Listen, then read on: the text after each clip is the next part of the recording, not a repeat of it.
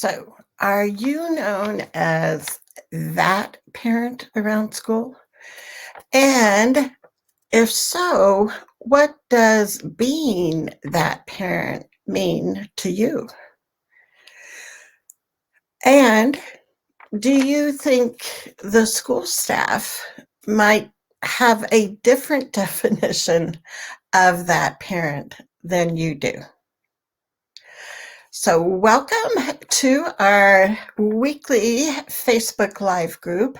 I am Charmaine Tanner, and I am a parent, a retired teacher, and author of a #1 best-selling Amazon book, and I do full-time advocacy for families. And one of the things that I hear often is from school staff, because remember, I was that retired teacher. Um, the conversation that can happen in school lounges, and now that some of us aren't back in the school building, my guess is through email and other ways, people may still be talking about you as being that parent. And what I would like to do today is I would like us to, as parents, reclaim that label. And to me, the interpretation of that label is that we are willing to speak up for our children. And we know when we speak up for our children, we're modeling those advocacy skills for our kids so they can grow into that self-advocacy role. And to me, that's like one of the most important things that we can do for our kids as that parent. Because our kids need to, even at a young age, start taking over that self-advocacy role. So if you are here with us live, say hi. If you are watching the rerun or the replay, say hi. Give us your thoughts about what it means to you to be that parent. And do you see this as something positive? Hey, Anne-Marie, how are you doing? So, Anne-Marie, what do you think? I mean, like if you for yourself, because I think that parent can, have many meanings, right? So Anne-Marie and others who are here, what do you see as that definition of that parent? Hey, Kristen, she's from Ohio. So besides I think looking at the skills that we have as advocates when we advocate for our children, the other thing that I think is so important to keep in mind is that when you are being that parent, that is a positive thing. It doesn't have to be something that teachers roll their eyes at when they see you signing into the Zoom meeting or walking down the hall. The reality is, hey, Lissa's from Idaho. And Roseanne, thanks. Let's see. She says, being that parent means speaking up and showing that maybe they haven't considered all the implications of decisions. Yeah, so good, Roxanne. I always want to say Roxanne. Sorry, Roseanne. Yeah, I think that's probably one of the common things when we look at being that parent is having the courage, having sometimes extra knowledge helps, right? But being able to speak up. And sometimes speaking up means asking more questions, right? Hey, Michelle. Michelle's here from Nebraska. So I think, when we look about when we look at speaking up, sometimes we can see that as one, we're going to be able to share information, share research, share ideas that we have. And the other part about speaking up is listening up. I just made that up.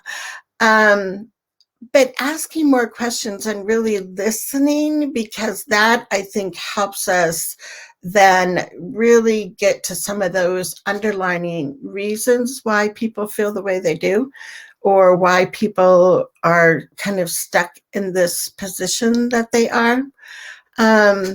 So I hope that we can, like I said, reclaim that, so-called label of being that parent and claim that as something positive. I mean, it's something that we kind of laugh about, and it can be kind of fun, and we can have those images of maybe mama bears, right? But there are ways that we can certainly use those advocacy skills as something really positive.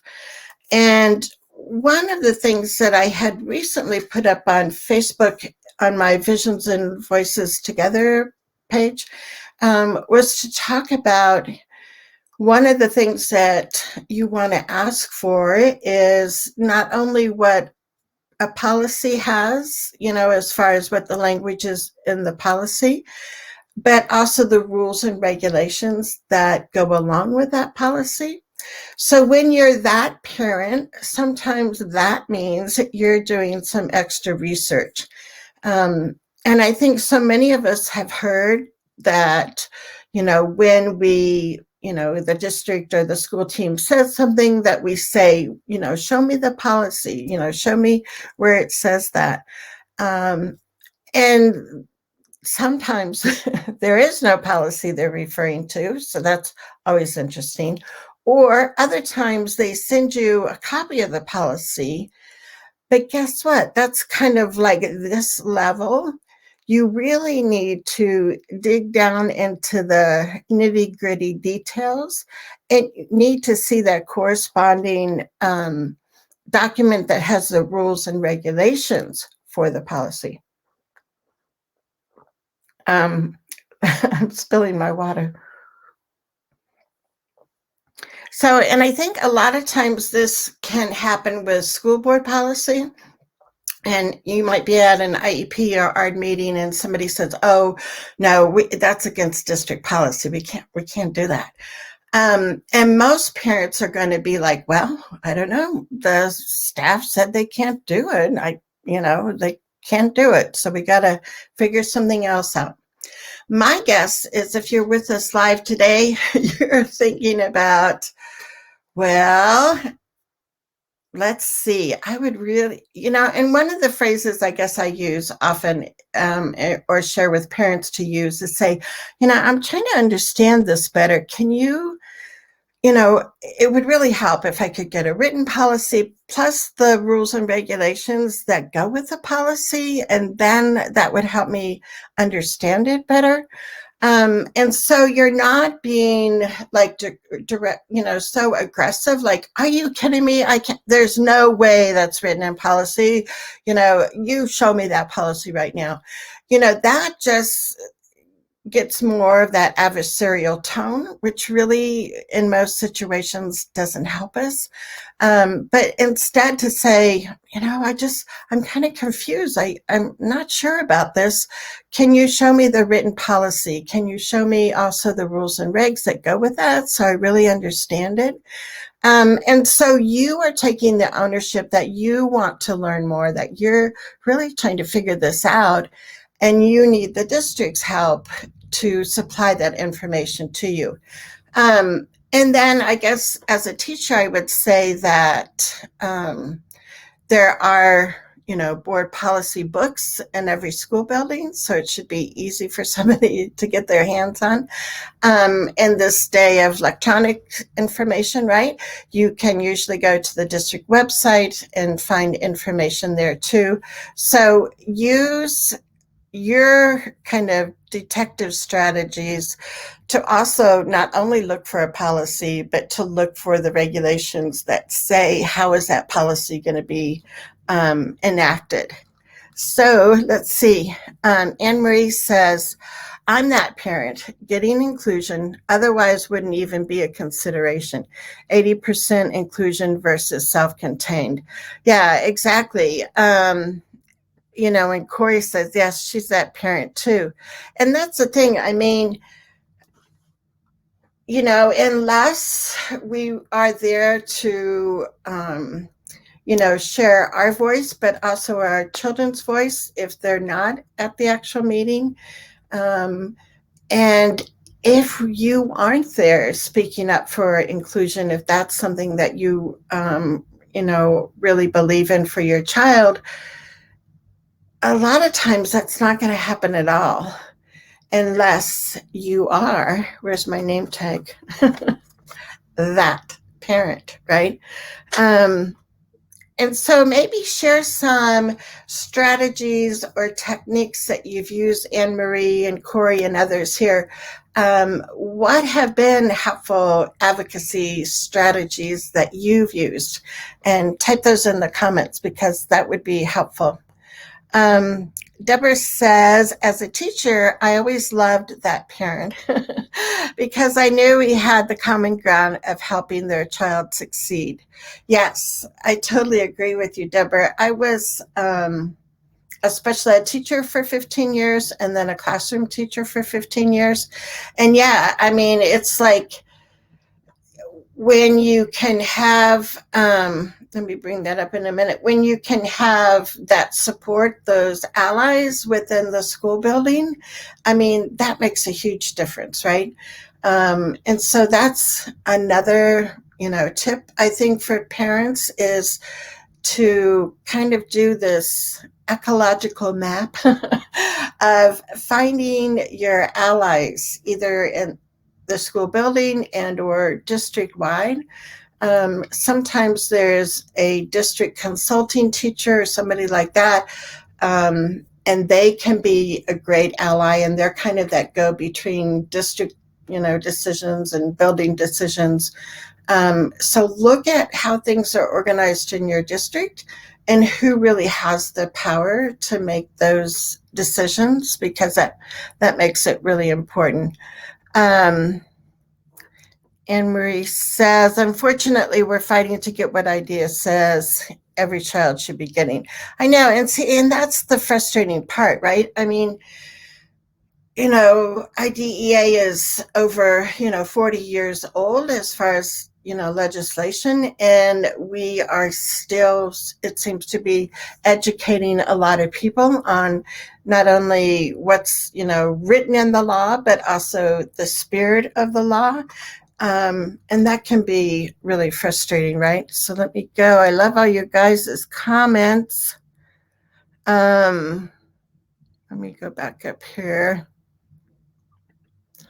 Yeah, knowing the laws to support your requests are helpful. Yeah, for sure.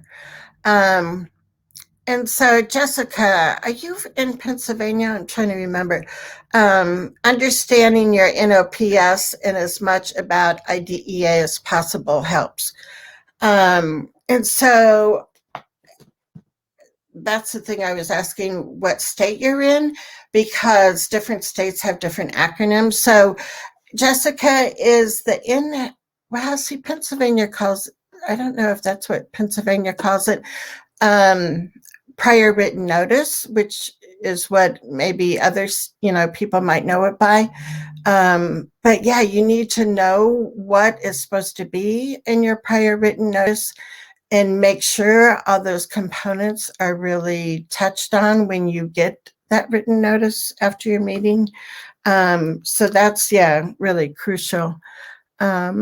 Corey says that she loves sharing the book's inclusion principles guide. So Julie Costin has a whole series of books, and here, I've got one of hers. And actually, this is the first edition of the paraprofessional book, but if you look on Amazon under Julie Costin. She has a whole series of these inclusion guides. One's for the principal, for the special ed teacher, the general ed teacher, the speech language pathologist, the OT.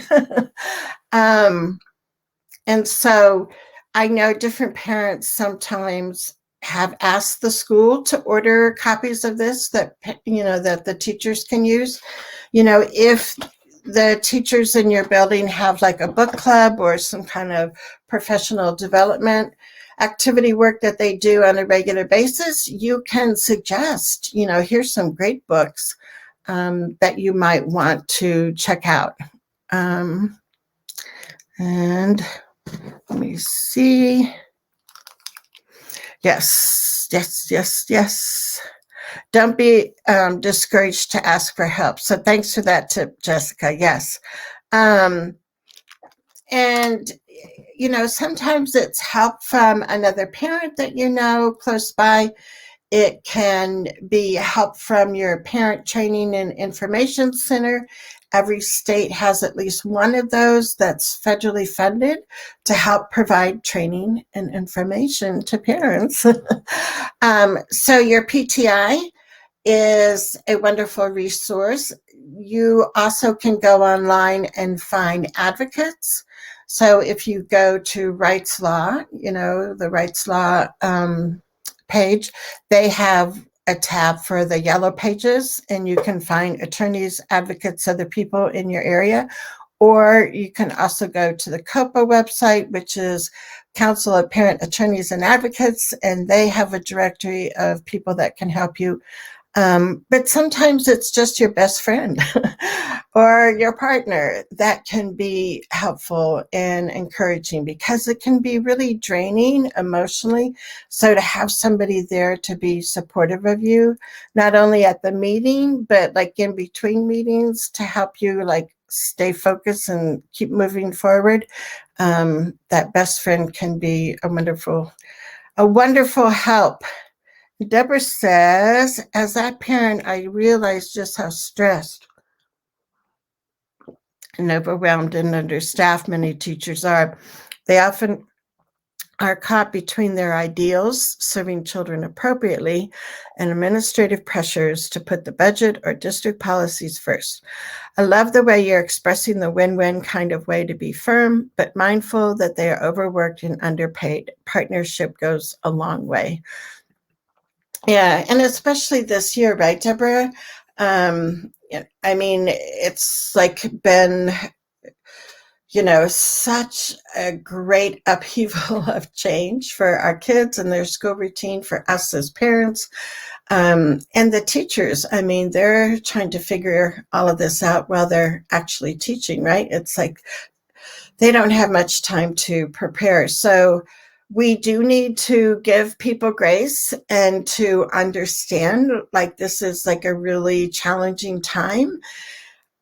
And I'll say that at IEP meetings, and then I follow it with, and for parents, this is important for us to make sure, even if we're in a hybrid learning situation, that my child is still getting what they need. And just bring it back to this is what we need to be focused on. The other thing I'm surprised that I still hear, and I think I was listening to another friend talk, and they were talking about how COVID now can be kind of the district's go-to excuse. Well, with COVID, we can't do that. Well, no, because of COVID, no, we can't do that. And there are creative ways we can problem solve. And instead of taking that no as no, it's a good idea if we take no's as not yet. So if they say no, we can't have any kind of a social skill friendship group or whatever because of COVID, it's like, well, not yet. We haven't figured it out yet. Let's think now, what if? And then you kind of start bringing up some ideas. You start planting some seeds. You want to pause and get some feedback from the other people. But we, it's like, I know it's hard. And I also know this is what my child needs. And yeah, you know, like I said, give people grace, but still have expectations that your child's going to be learning and what the support and services they're getting during this, different time of education is still appropriate for them. That's really the bottom line. So keep your comments coming. Hey Liz, I don't know why I sometimes get lost where I am on this screen. Okay. When my child started first grade, I made a resume for him of inclusion, camp swimming lessons, his preschool, etc., etc. My proof and data that inclusion works for my child. Yes, yes, yes, yes. Isn't that cool? And I just, I think it's so important. And I know some people call it like an about me page or a student profile. But yeah, those little bits of information that are really important for others to know about our kiddos, like what they love to do, what their interests are, what they're good at doing. All of that, sets that tone, like we're going to look at positives. And you also can include challenges, right? There's nothing wrong with that.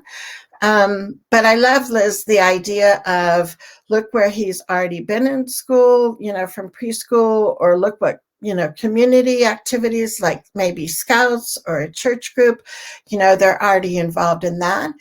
And then, like you said, that's your parent input for data. As far as inclusion can work. I know when Dylan was little, one of the things that struck me is when he started going to catechism classes, and he was just, in his age group for the kids. And there was nobody saying, oh, we can't do this unless we have a paraeducator. Oh, no, I'm sorry, Dylan, you can't do this. Like they figured it out, right? And so that's what we want, is we want people that are open-minded and willing to figure it out. And so the tip of the day is when you hear no, translate that to not yet, my dear. Lissa, she said, I always felt eventually when I stepped outside of the norm and asked questions, I did become that parent. And at first, I usually started out with teachers or principal, etc., being supportive. But when once or twice becomes 6 to 7 and some very difficult questions for them, I eventually lost the support and I became that parent who got the very distinction of eye rolling when I came in the room. Do you have suggestions for other parents to avoid that? So that would be cool if you guys have, and I don't know, Lissa, like, I guess part of me is like, I don't know if you want to avoid that, right? I mean, because to me, like I said, when you become that parent, even if it's that parent that the staff rolls their eyes at, when you're walking down the hall, I don't know. I think being that parent is doing your job. And, I think it really is helpful that at first you have the opportunity, Lissa, to build those relationships, because that's going to help you through the tough times. But yeah, eventually those tough meetings are going to be there, and there's going to be disagreements, and there's going to be sometimes some like major issues that are like really life critical for your child. And when, your good friends over here, the teachers and the staff, are saying, no, we don't think that's what your child needs, we think it's this, and you disagree, and you're like, I got to kind of ramp up my role here as that parent, or else my kid is going to really lose out. Um, and so sometimes being that parent is being cordial and nice. I mean, that parent doesn't mean you're always in this heated adversarial role. I think it's important that you're also building those relationships. And if you've been to many of my shows, you know, I say the 3 R's of advocacy are relationships, relationships, relationships. So, as many chances as you get to make those positive relationships, build on those opportunities. Hey, Tina, she said that she's an advocate in West Virginia. So, what do you see in West Virginia? Is it different? I probably would say it probably isn't, right? But how do you see things from your advocacy perspective, Tina, about how things work in your area as far as relationships between parents and staff, and what happens when a parent has to become more assertive and how that's kind of seen? Hey, Dan.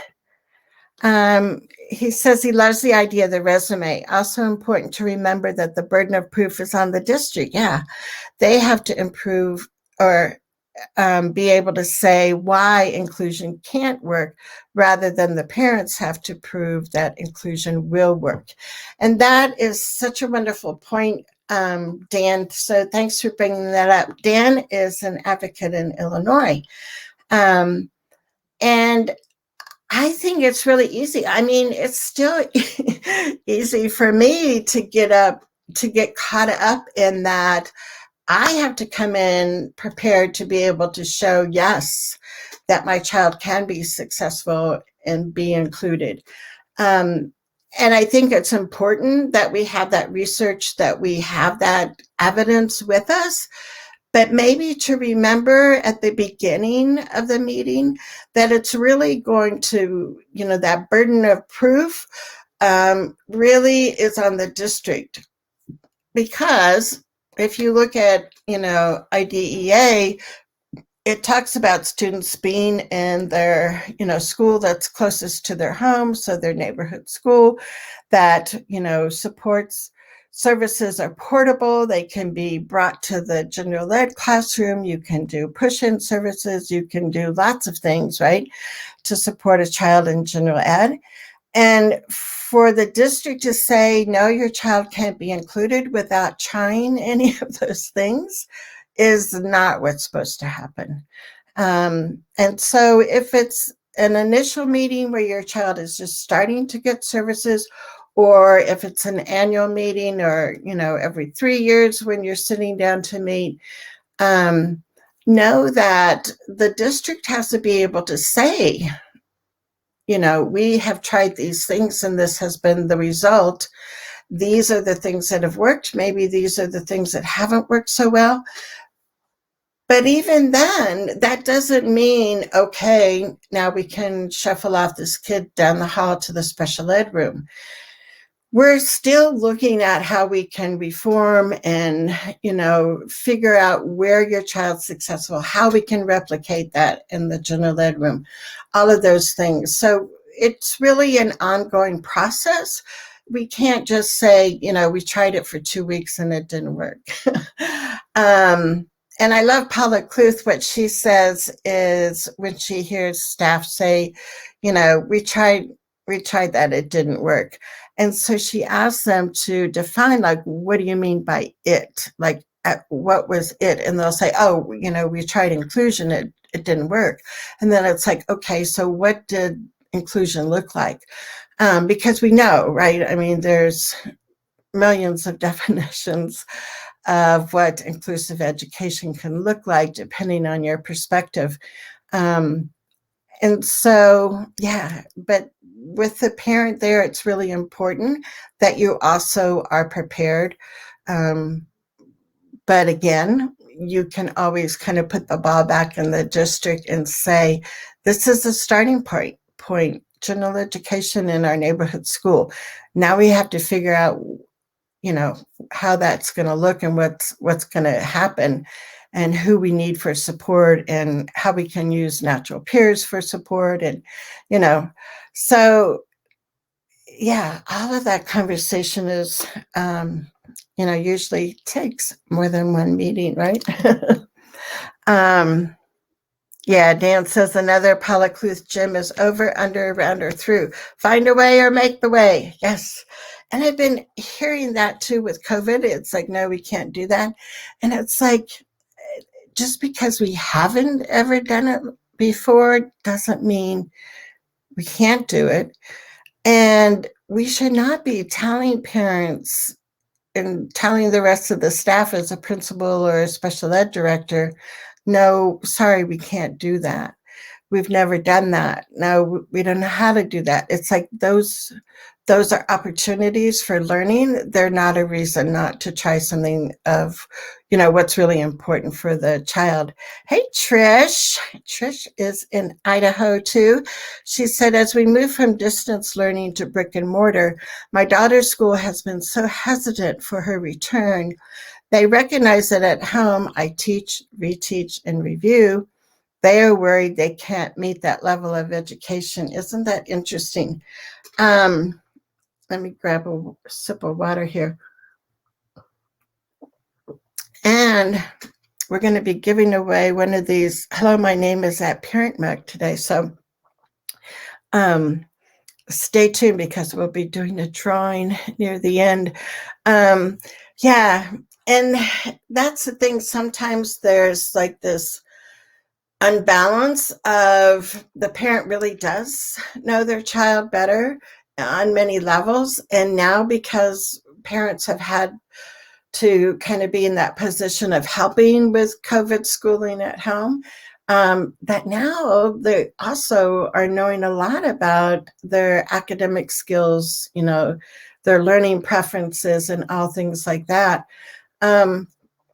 So even though it's February, it might be a great time to update that resume or that about me profile that you've shared with the teachers and say, now during these past months, these are additional new things that I've learned about my child. And I know I guess, Trish, like, you might be feeling like when you are considered that parent, I think sometimes staff can be intimidated when the parents have, either like a degree in education or counseling like you do, Trish, some kind of related field. And, it's sometimes can be awkward. Like, how do I share this information without being really obnoxious about it? And Trish is very nice. She's not obnoxious. And sometimes what I suggest for parents is that they find another teacher or principal or whatever in the district that's doing, what you're asking for, like inclusive education. And one, see if the teacher could go observe the other teacher in the classroom. The principals can get together and talk and share, like, how did you get this started? What did you have to do?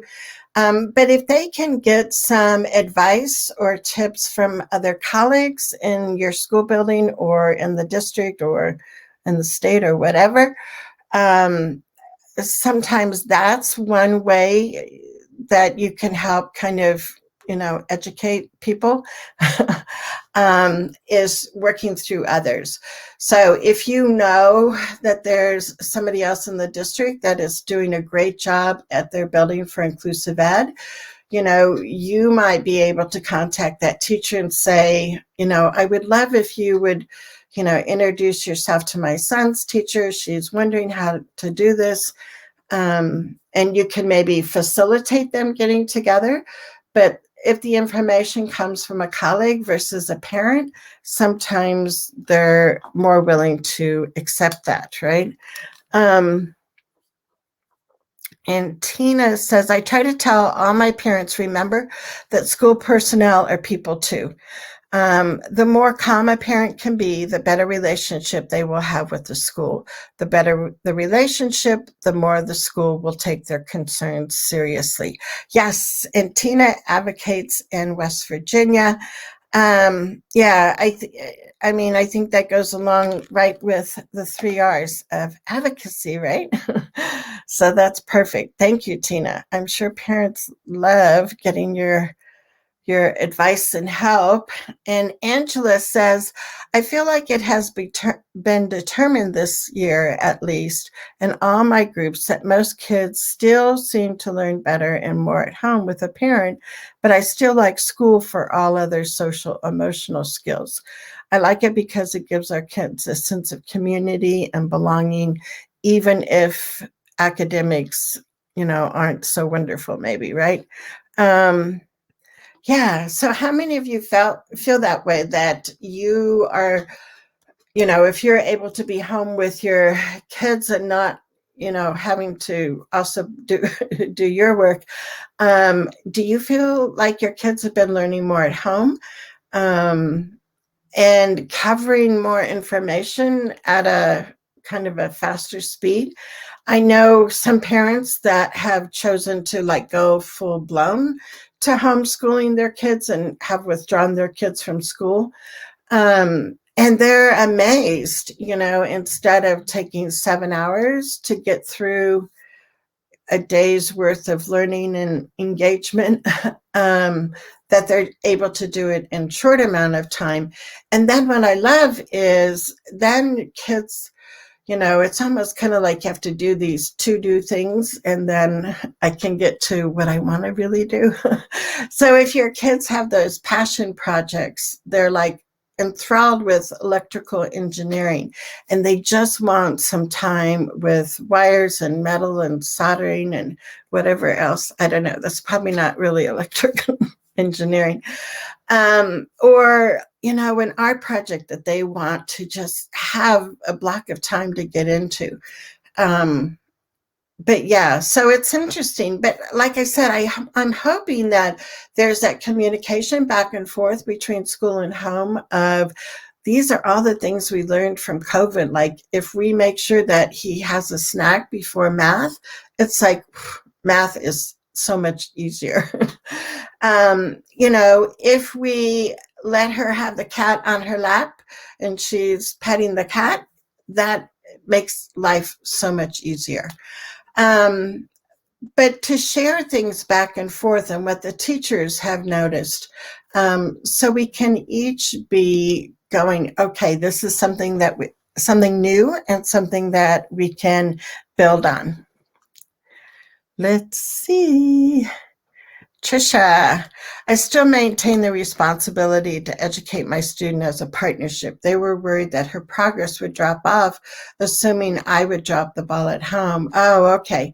Thanks for that clarification, Trish. Yeah, it's a journey. Hey, Kelly, she said, my daughter has maybe been getting 3 to 10 minutes a day of academics in school because she wouldn't sit still. We are 100% remote, and she sits through her whole day with me and is learning so much this year. So isn't that pretty amazing? Um, and so if you can pick, Kelly, what do you think the differences are? What do you think those factors, those variables are that make such a huge difference in what she's doing at home with you versus what was going on at school? And so there's a million things that are different, right? But like, what do you think are the big main differences that's making learning at home so much more beneficial for her? That'd be interesting. Um, and Trish says, all three of my kids have made leaps and bounds with home learning. I will keep my autistic home for as long as it's feasible. He's doing grade level work for the first time ever. So, yay. That is so wonderful. And yeah, I mean, I'm thinking that the schools are probably going to continue having virtual learning as a choice. Most school districts have set up, like a virtual, school site. If parents want to just keep their kids at like 100% remote. Um, and like I said, some people are choosing homeschooling. It just depends. But yeah, I think even, in the fall when maybe everything is calmed down and people can return to school buildings, my guess is there's still going to be a percentage of parents that would have like that option of, no, let's just keep going with remote learning. Um, yeah, it makes a huge difference, right? Um, and Marie says Amanda started in person in January because of the social interaction. I have programs that I do outside of school because I'm expecting the learning to be done at a different pace. Yeah, and that's the thing. And I think for all of us that, decrease of social interaction where, for even people that are more on the introverted side of things, after months and months, it's like, okay, this is kind of getting to me. um, and yeah, so always being able to figure out that social side. And yeah, you can have, kids get together on Zoom or video calls or something like that if they need to still be distant. But as we know, it's not the same thing as being with, people in person. And so trying to figure out that balance and how we can give that to our kids too, right? Um, Kelly says her school did not get to know her. Fourth school in 4 years. They really didn't know how to engage her and would just do a waited out method to wait for her to go back to her seat. She was 6 at the time. She will make them wait all day, which she did. So yeah, when we were saying like, what's the difference between, the home learning and the school? So yeah, when you know, not only have a new teacher every year, but then also a new school building and possibly a new district, then that does, put added kind of pressure on like, how are we going to make sure that the teachers get up to speed on who my kid is? And when we started in the fall, most of us were remote. And that was like really hard, right? Because the teachers didn't know any kids in their class really. And so for months, even if we're in hybrid now, we're starting to go back full time. Um, my guess is it's going to be important for teachers to spend that time almost like you do every fall of getting to know each other, doing those icebreaker kinds of activities. Because yeah, without knowing your students as individual children, I think it's really challenging for teachers to be able to connect. Um, and so hopefully as things go along, Kelly, you'll be able to share more things about with your, with the staff about your daughter, and, you will see kind of that difference pick up at school. We shall see, huh? Well, let me get another drink and we're going to have a drawing for the mug. Um, and I would just like to remind us that we want to use this name tag and for something positive, and we also want to reclaim it as a positive label. Because to me, that means that you're speaking out, you're speaking up for your child, you're modeling for your child how to be an effective advocate so they can start taking more of that role as a self advocate. You're doing research, you're reading your state special ed manuals, you're collaborating and sharing information with the staff, you're supporting and celebrating wins when they happen at school. And you have, kind of that balance approach of, yes, I'm trying to understand your situation and your perspective.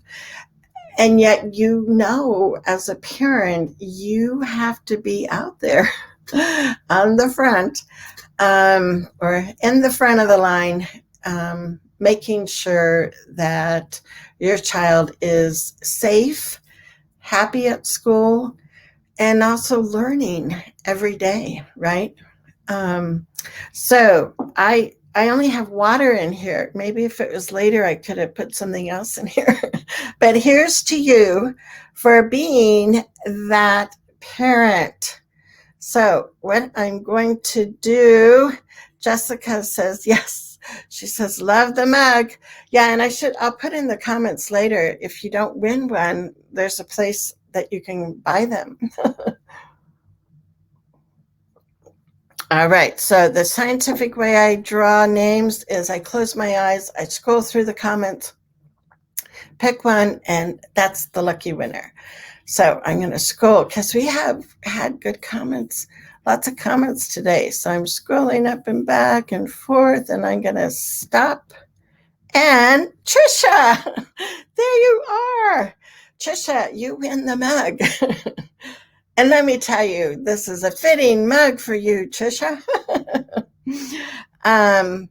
So yes, so congratulations. She is our winner of the mug. And thank you all for being here. I do appreciate what you are doing. I understand as a parent, and remember those days. My son is an adult now, but we too had to become those parents. And most of the time it was positive relationships with staff. There were some times that were unpleasant because we did have disagreements.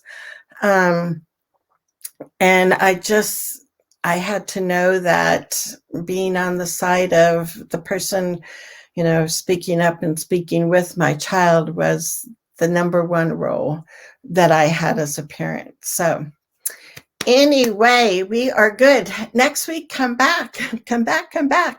We will do our monthly Q&A. So that's a time where we just talk about what's on your mind. So we will be here next Thursday at noon Mountain Time. And until then, Tatum, let's see. Tatum says, not many places do we hear the value of being that parent. Thank you. Helps us see the positive in something that can feel isolating at times. Yes, and Tatum is just beginning this journey. So, yeah, it is a positive label. Just like Down syndrome is a positive label for Dylan, that parent is a positive label for me. So we will see you next week. Thanks, and keep on keeping on.